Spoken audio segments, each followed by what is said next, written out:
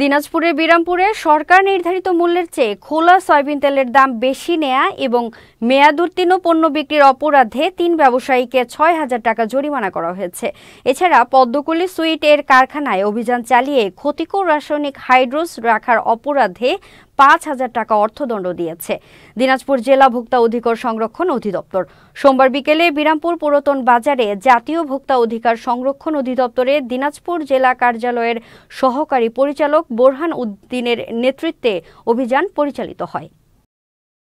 কয়েকটা variety store তারা যে সরকার নির্ধারিত মূল্য খোলা সয়াবিন তেল, সেখানে তাদের লিটার প্রতি দাম ছিল ১৫৭ এবং এটি কেজিতে কনভার্ট করলে হয় ১৭৫ টাকা। কিন্তু আমরা আসলে সরজমিনে যেটা দেখতে পেয়েছি, তারা মূল্য তালিকা ডিক্লারেশন করেছে ১৮০ টাকা, কিন্তু বাস্তব চিত্র হচ্ছে তারা ১৯০ টাকায় বিক্রি করছে। একই সাথে আমরা তাদের প্রতিষ্ঠানগুলোতে কিছু মেয়াদোত্তীর্ণ পণ্য পেয়েছি।